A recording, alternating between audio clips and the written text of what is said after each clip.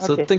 thank you so much for having me here, and thanks for those 45 minutes. I will try to squeeze it in less than that, so we can even have a small conversation.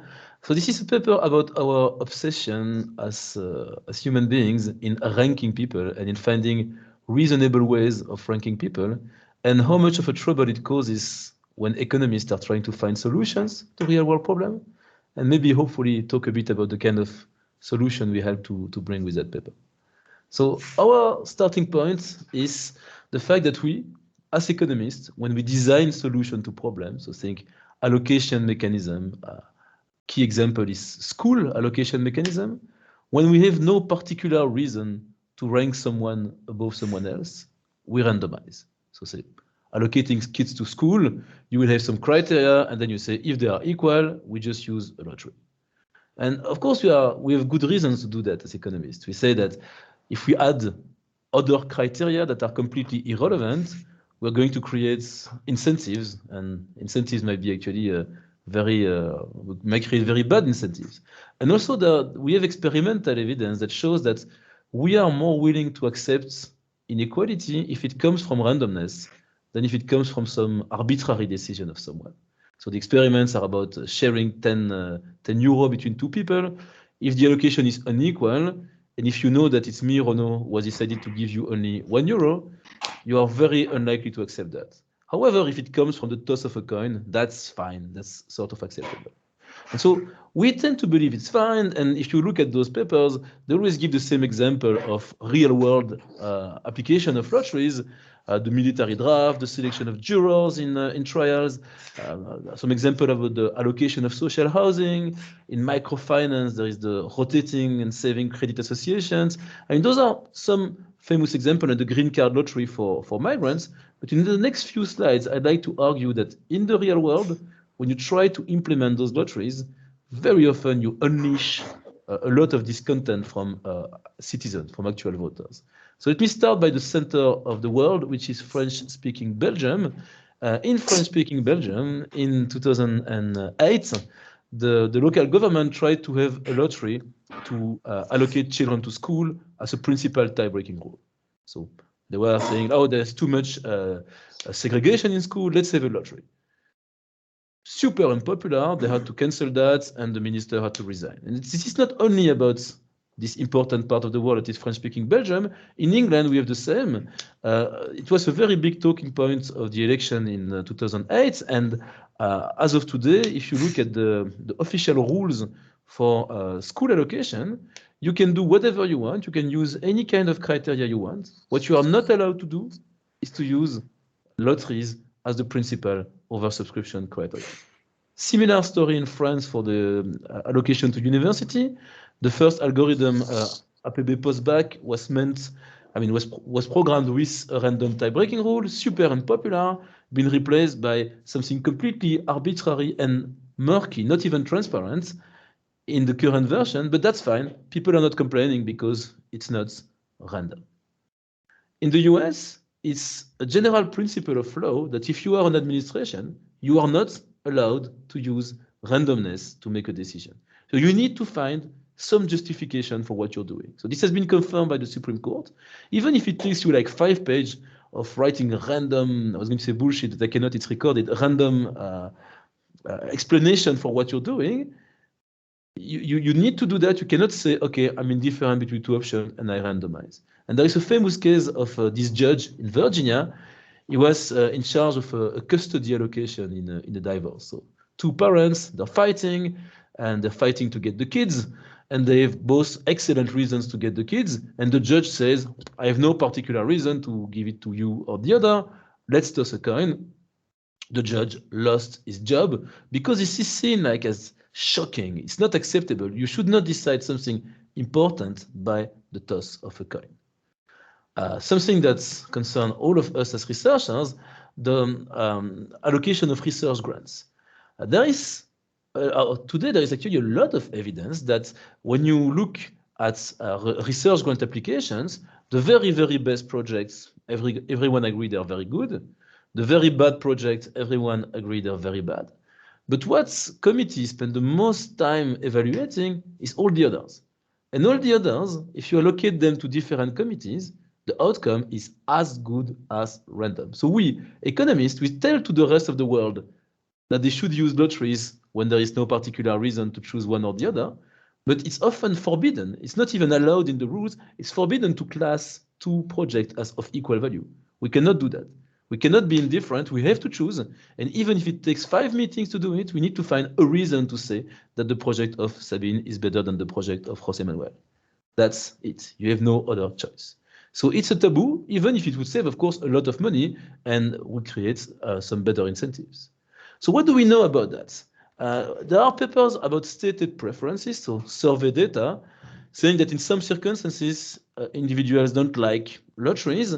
And in particular, for the paper by Oberholzer-G and co-authors, when you ask people how to choose where to put a nuclear waste facility in their country, the only thing that people find more disgusting than lottery is market mechanism.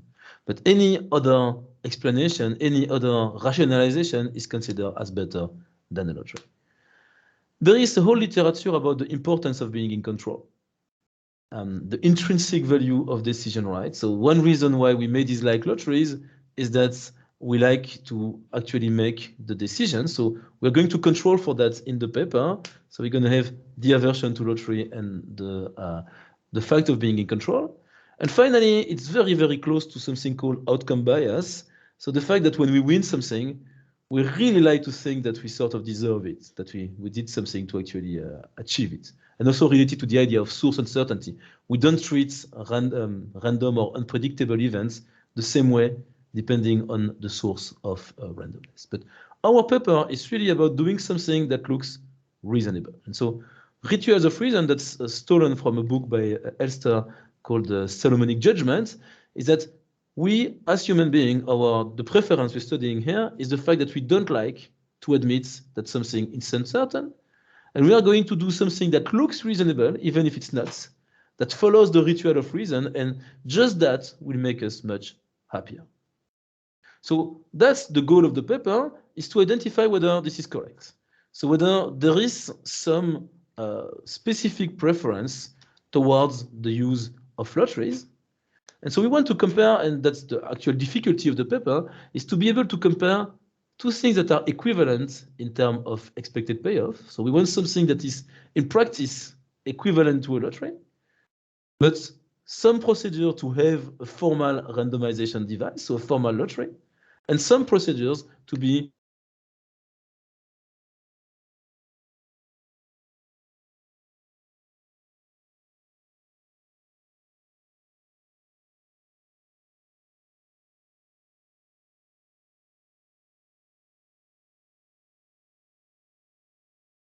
Hello?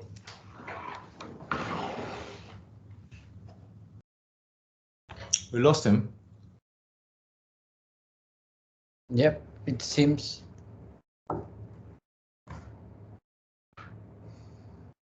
Let's wait a little bit. Maybe lost connection. Let's wait to see if the connection comes up again. Yeah, it seems. Hello, Renaud. You are back. Hello, hello. Welcome back. Welcome back. So sorry, I don't know what happened to this computer. I need to go on strike for a good reason now. It's the first time in years I have a blue screen on my computer. This still exists. Okay, sorry about that. So I will do the rest in 20 minutes. Just to give you at least the main. I gave you powers. I gave you presenter powers. Many thanks. Well received. My computer is entirely restarted. Almost. Now I can open this talk, and I should be all right. So, apologies again. Thanks for staying.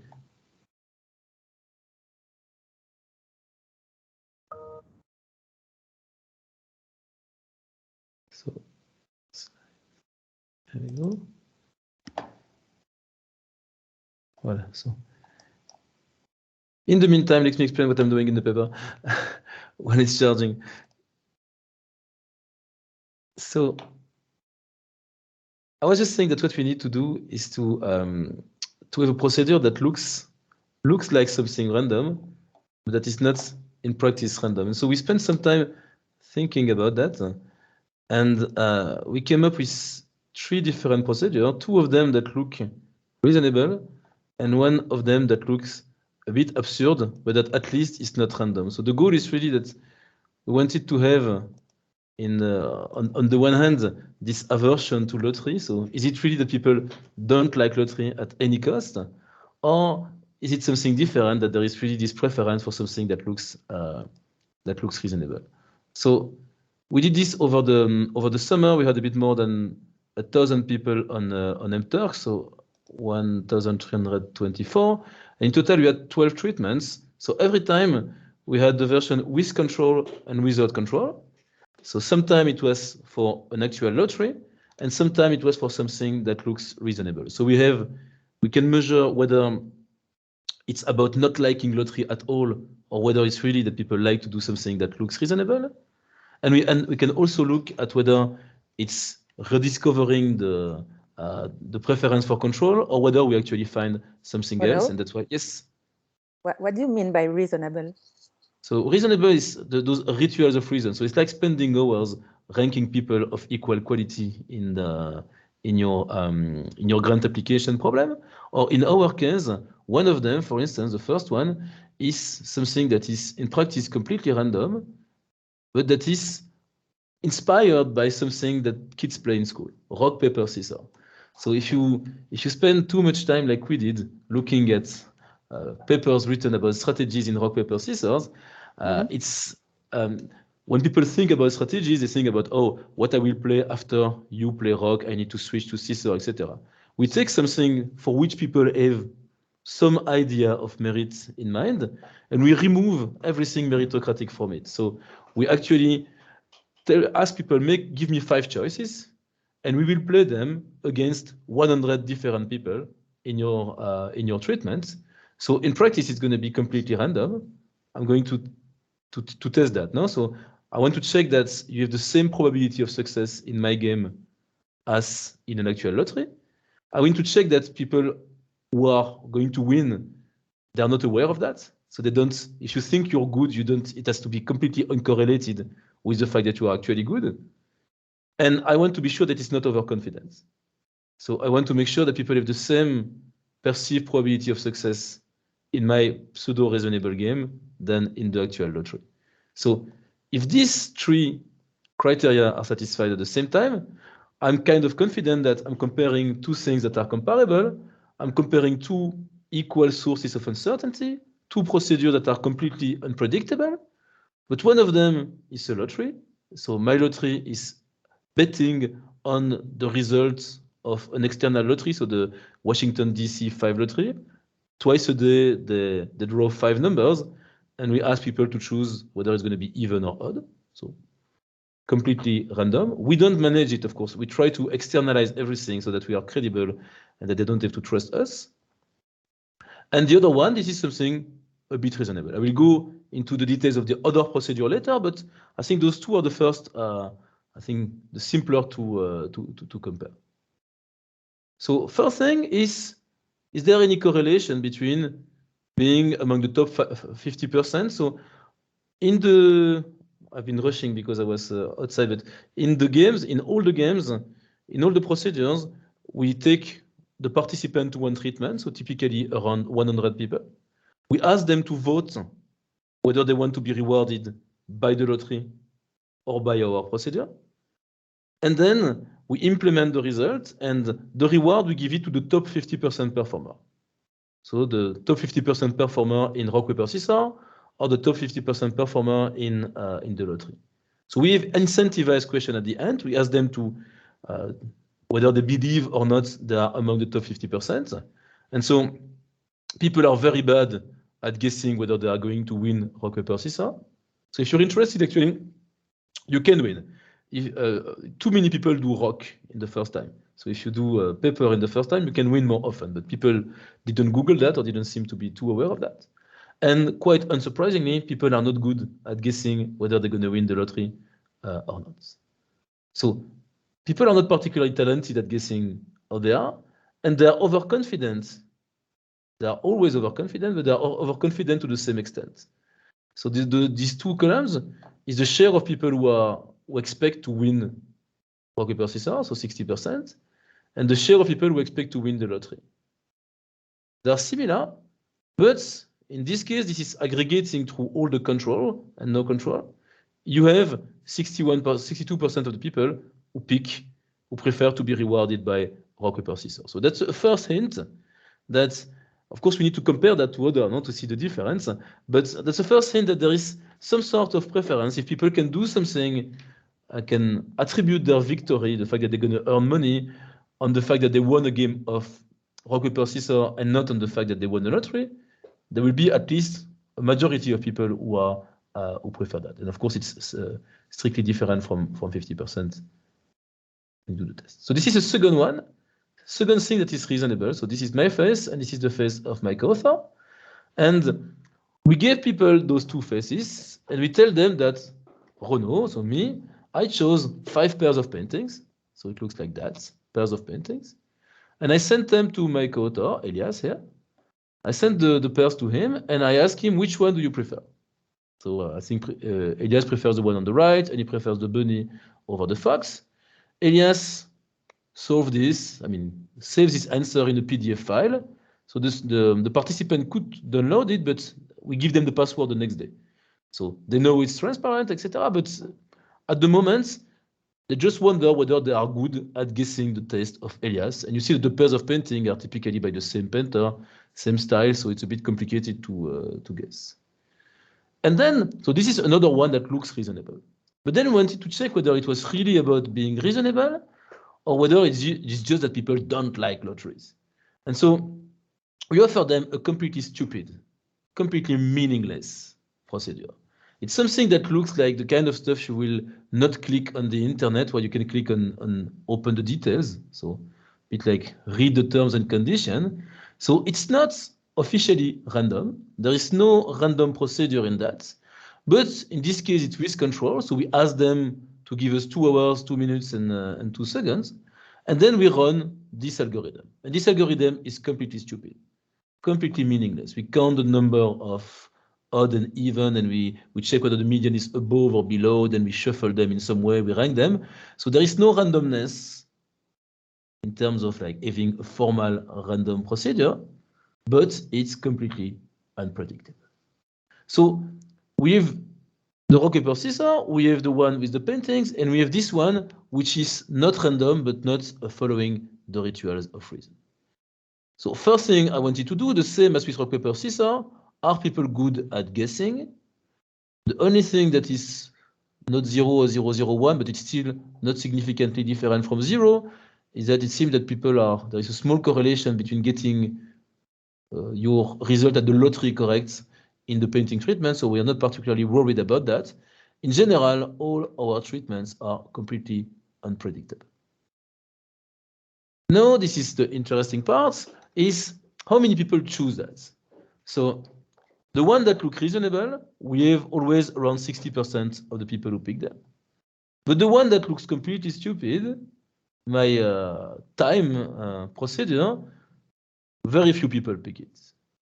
And when you look at overconfidence, it's roughly the same. So the only case in which you have a little bit more of overconfidence is for the guessing the painting.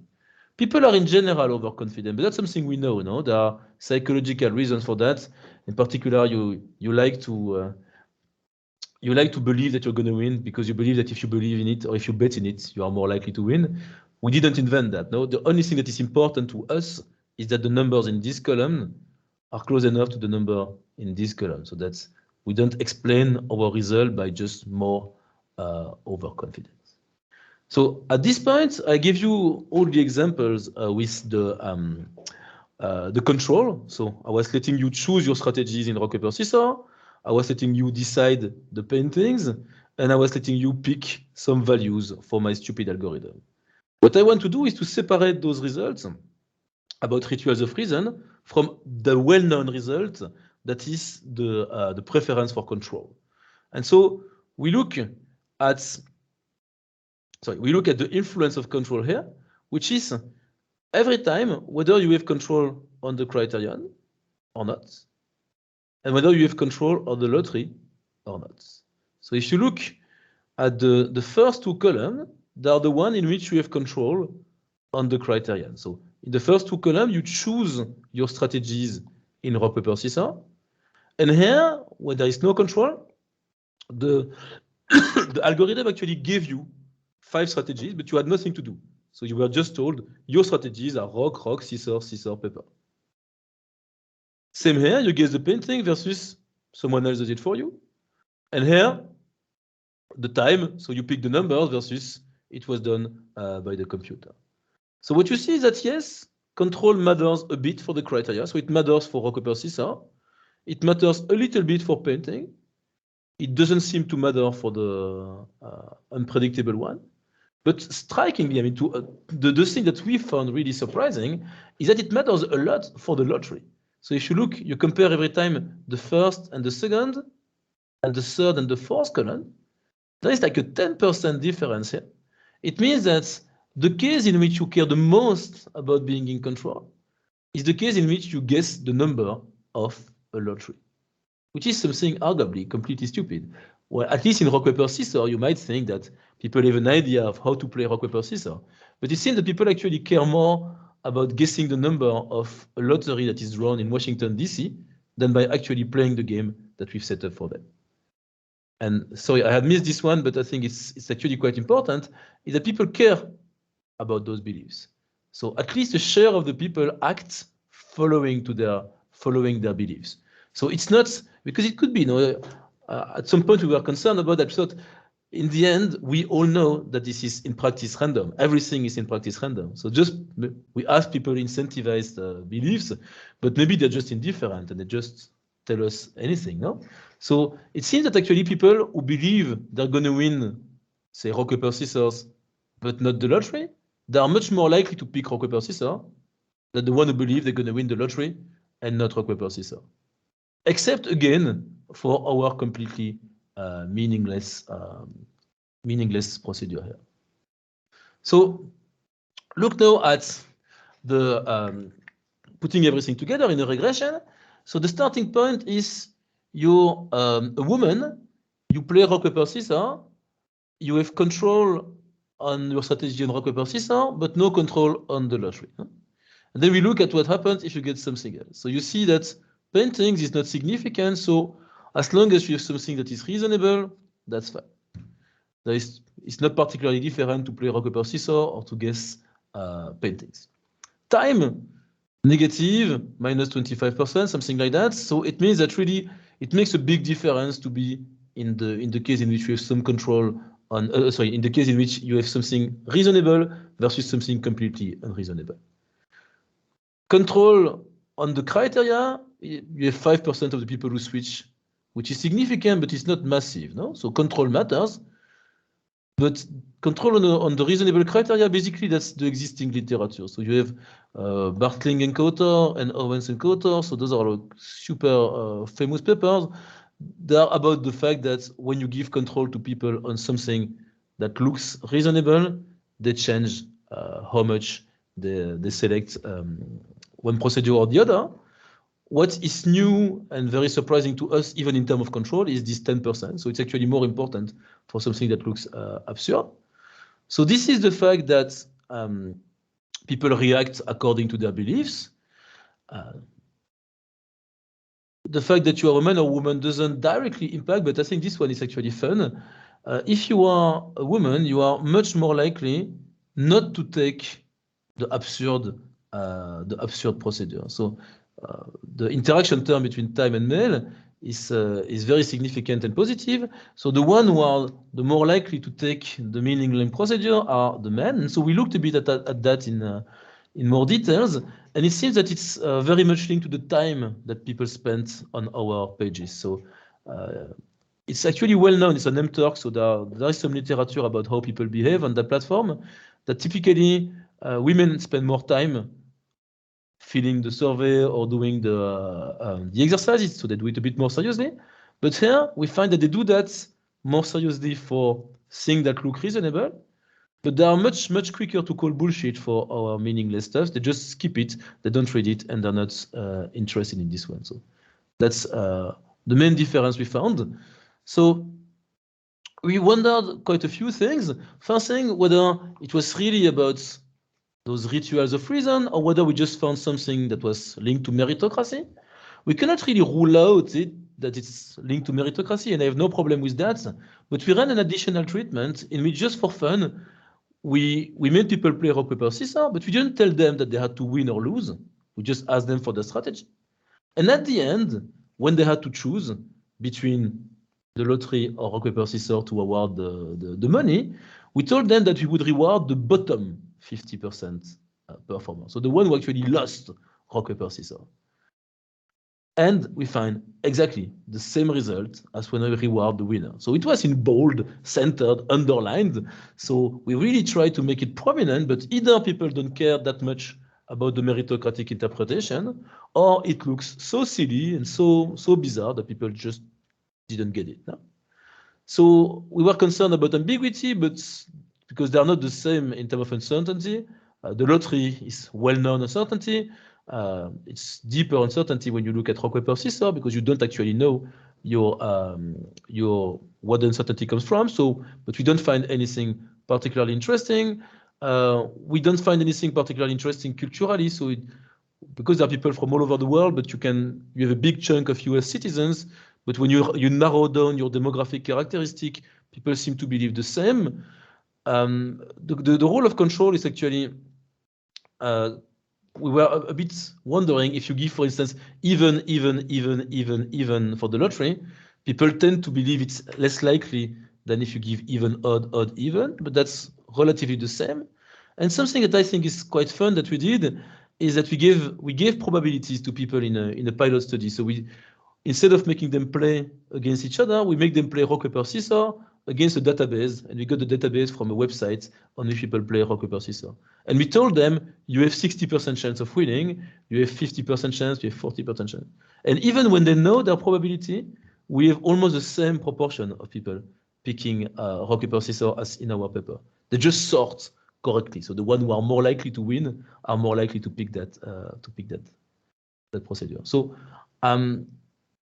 what do we mean by that? So I would like to take 5 minutes on that, because I think it's actually a bit underwhelming else if you just stop with a guy talking about rock, paper, scissors. So why do you think it's actually important? So we find that there is some aversion to lottery, but it's not that people dislike lottery. They like something that looks more reasonable. So they like when we follow a procedure that looks more reasonable, and when you give them some form of control on what they are doing. So here is an example of something that happens relatively recently in the real world, and that follows exactly what we are doing. In the Republic of Ireland, if you want to go to university, you need to have good high school marks. And those high school marks are the result of some end of high school exams, and they are aggregated. So say you would have an A in math, a B minus in chemistry, a C in history, something like that. You have 6 different marks, and they are aggregated, and that gives you a total score called the CAO score. It used to be the case that the way they were transforming the letters into numbers were multiples of 5. And when you add up multiples of 5, you end up with a lot of ties. And those guys used to break the ties randomly. What happened is that for many years, every start of the year, you would have tabloids, newspapers saying, oh no, my son, my daughter was so smart, was going to study medicine in that prestigious university, but because they lost the lottery, they were refused, and it's a scandal, and we need to do something about that. It's way too unfair. So the government commissioned a few education specialists with one unique goal. Can we reduce the number of ties? Can we find a way that just makes it unlikely that we need to randomize? So formally, there are lotteries in case of ties, but what they did is that no, the A is 100, but the B is 88, the B minus would be 77, 66, and when you sum up those numbers, you don't get as many ties. So this means that for no, and they are very clear about that, there is no reason for that. There is no specific reason for that except for limiting the number of ties. But this is very popular. There are fewer ties. No one is complaining anymore, because before it was my daughter has been refused to medical school and she was tied with somebody else. So the lottery is unfair. No, it is, oh, she has 1 point less than the other one. So it's okay, it's reasonable. It comes from the high school grade. We don't really know how it's done, but it comes from that. And so why do I think it's important is that when we set up our mechanism, and again, we do that everywhere. Now, as economists, we try to tell people how to rank each other. We sometimes very happily decide that at the end we break ties randomly, and then nobody wants to apply what we suggest. So if we can come up with something as simple as what those people in Ireland do, which is something that looks reasonable, but that is not actually formally a lottery, suddenly people would be very happy and very willing to accept it. So find a way not to spend 5 times 2-hour meeting ranking people. Find some criterion that is unpredictable, as good as random, but not exactly random, and people will be happy and will follow you. So that's the main message of the paper, and I thank you for joining and for not leaving when I disappeared in the middle.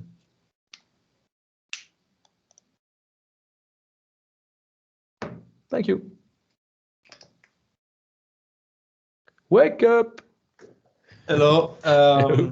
Hello, Renaud. Thank you very much for your talk. Let me ask to any of the participants if you'd like to ask any question to the presenter, to Renaud, about his presentation.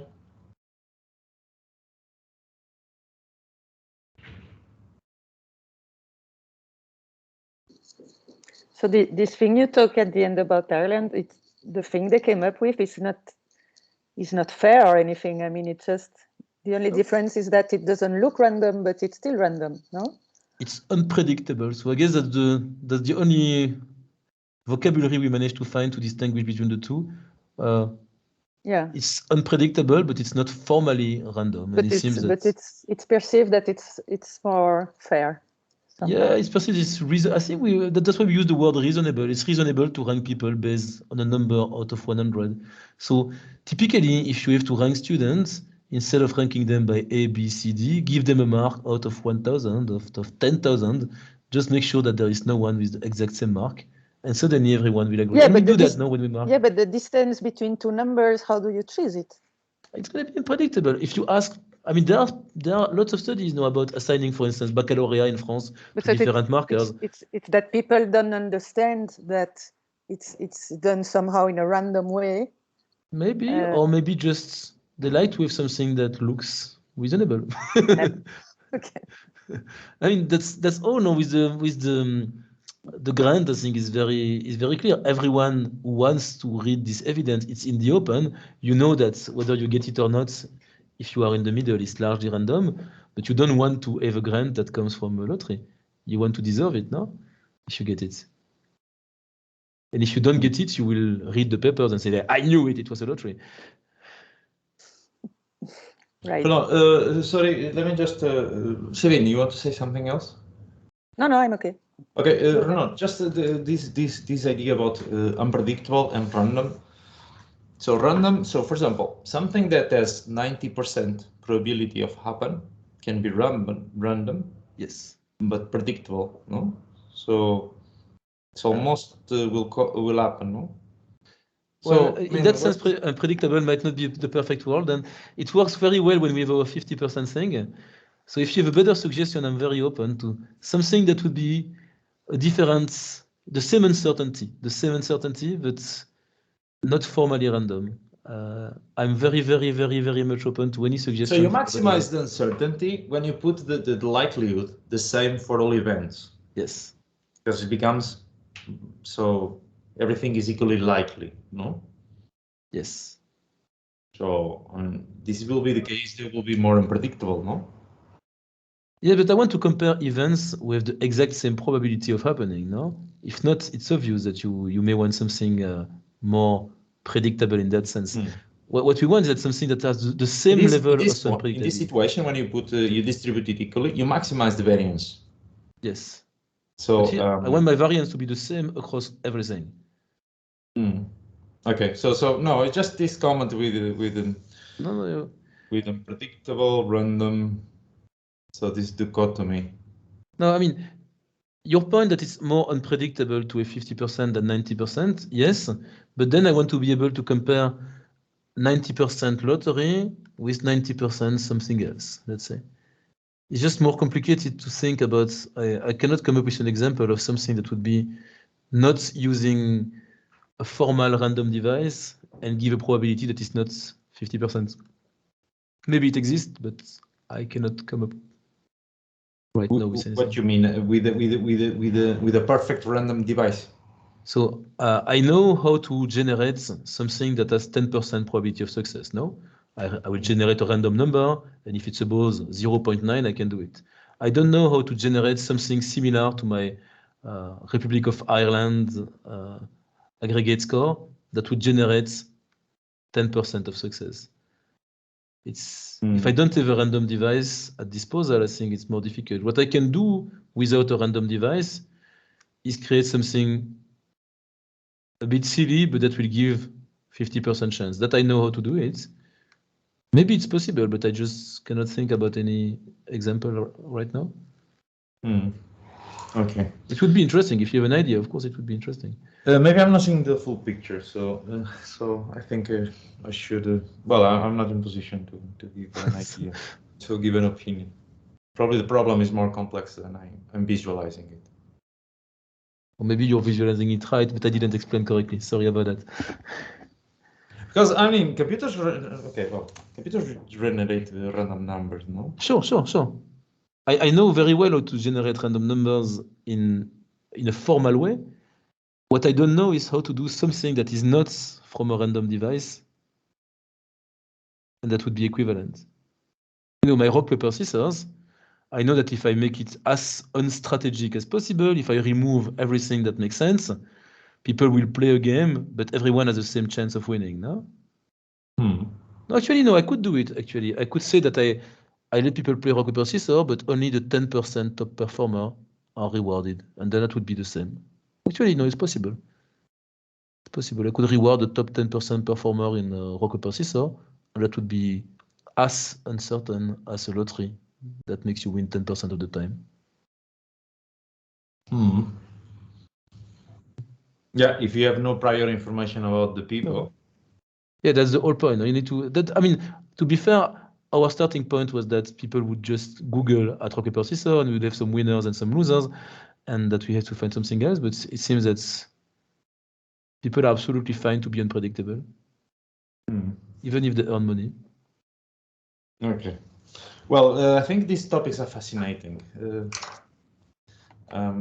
These things with random numbers and these kind of things. I like them very much. I like these kind of challenges. But anybody else would like to make a question? We're getting close to lunchtime in Spain, even in Spain. Yeah, it's in Spain is exactly lunchtime. Okay, so if nobody else has a question to ask, I would like to thank Renaud for your talk and for being always smiling and happy, even that we have this inconvenience that we lost the connection.